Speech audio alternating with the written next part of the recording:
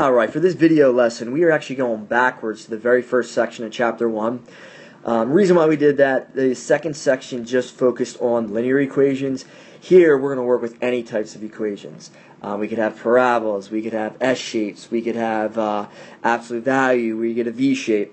And we're basically going to use XY charts to graph them, and then we'll also look at how we can find the X and Y intercepts, and then we'll also look at equation of circles here. So we're kind of have a mixed bag for this one. Let's first look at an example where we get a parabola. Now for this one, to graph it, we're going to use an XY chart. So we'll say here graph, so these are our directions, and we'll say use an XY chart. Okay, I'm not going to give you a linear equation because you know how to do that. You don't need an XY chart for a linear equation. All you need is your slope and y-intercept. Let's say this one is y equals x squared minus 2.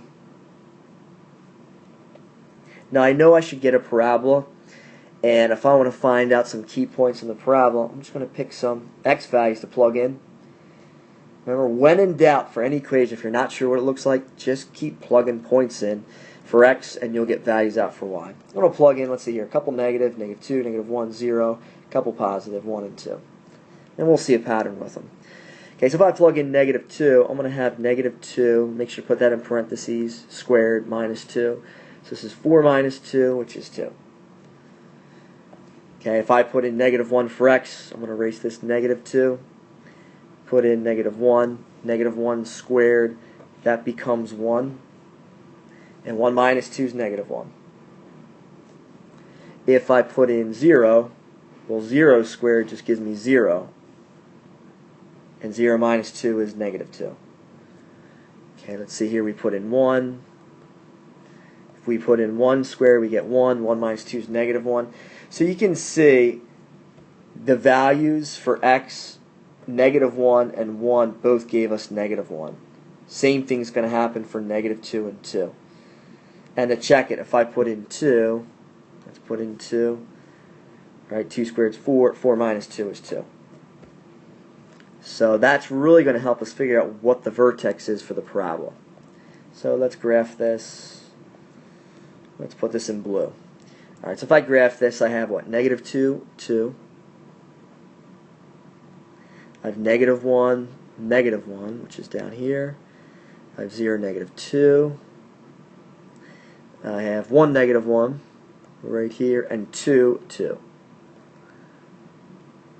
So I have those 5 points. You can kind of see this point right here. Well, let's connect it.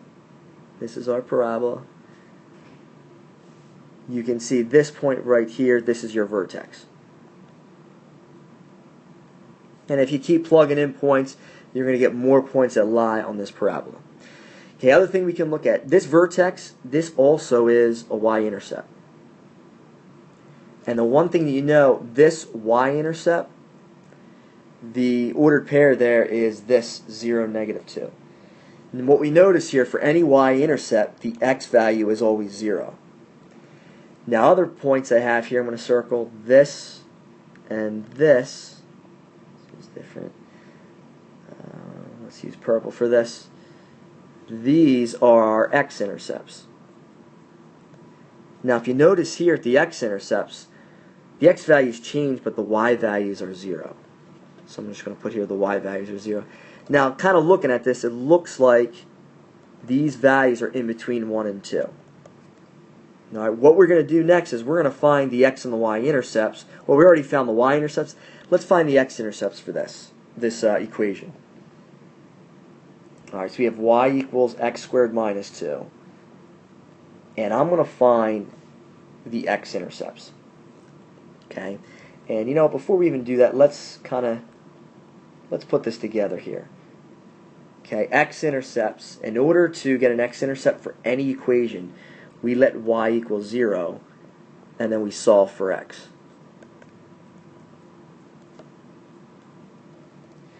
Okay, for a y-intercept, and we already found this one for this one, we let the opposite variable equal 0. So we let x equal 0, and then we solve for y.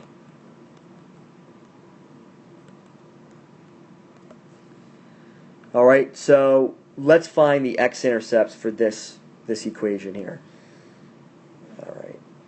So if I do this, I'm just going to squeeze it in right here. If I want to find the x-intercepts, if I let y equals 0, I have 0 equals x squared minus 2. You get x squared by itself, you have x squared equals 2, and then you take the square root of both sides, and you have x equals plus or minus root 2. And plus or minus root 2 is 1.4, so there it is. That makes sense. That was where it hit the x-axis for the graph that we just got. All right, but the main thing is this, what I just put here for the x-intercepts and the y-intercepts, we can use this for any equation. Let's look at another equation, and we're not going to use the xy chart, we're just going to find the intercepts. All right, so we'll say here, find the intercepts.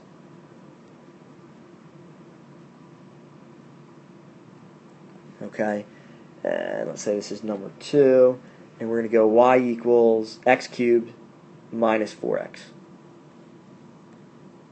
Okay, if I want to find the x-intercept,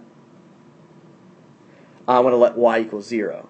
So I have 0 equals x cubed minus 4x.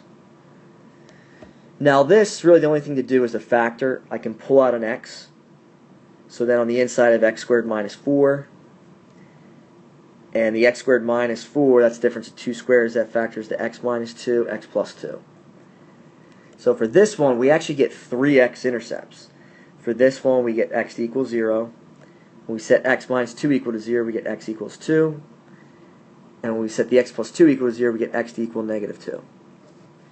So the 3 ordered pairs here are 0, 0, 2, 0, and negative 2, 0.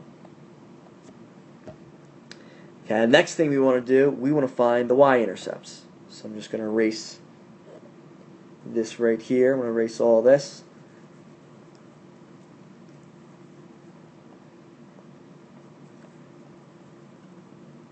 Okay, and for the y-intercept, now we just let x equal 0.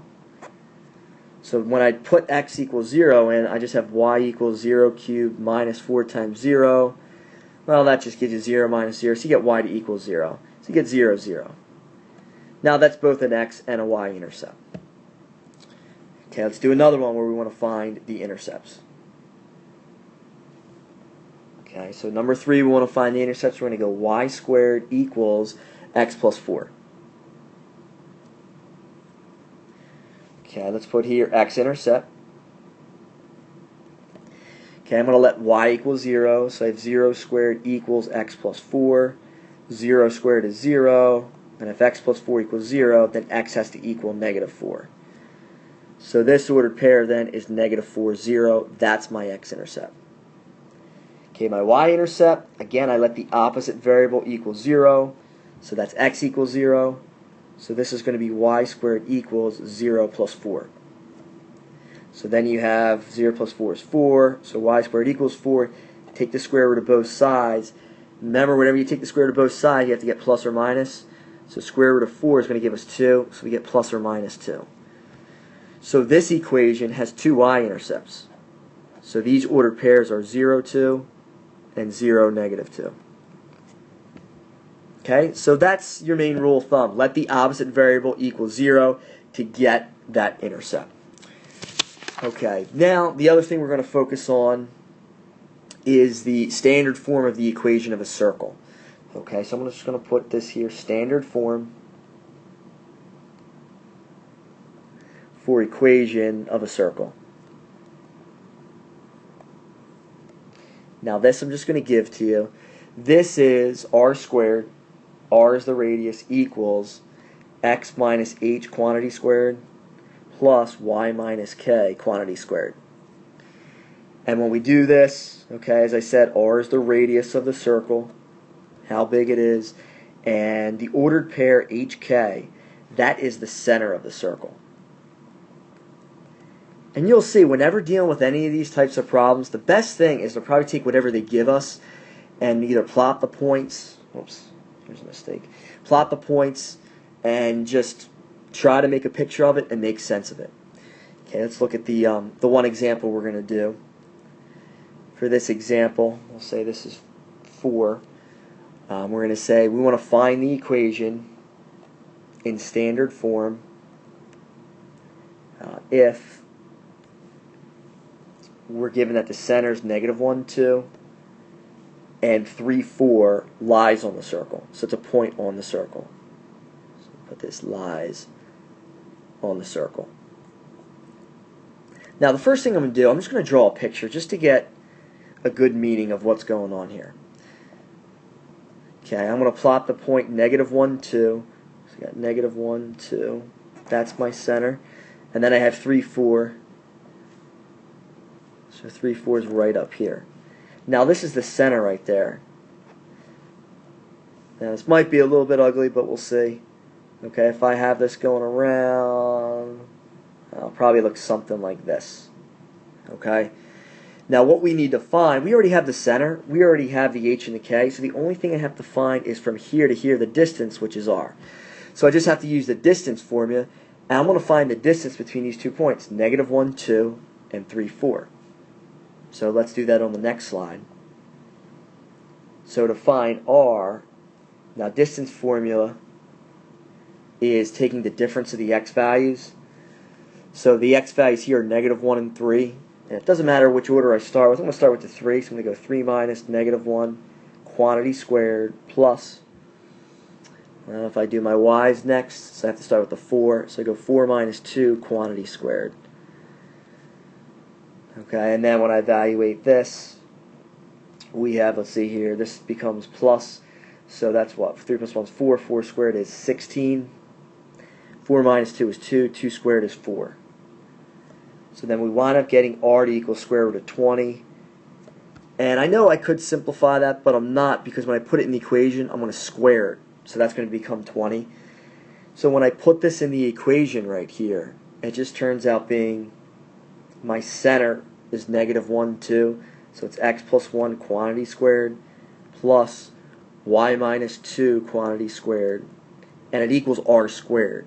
So if I square this at root 20, it just becomes 20. And that's our equation right there. So there's just two things you have to know: the center and the radius.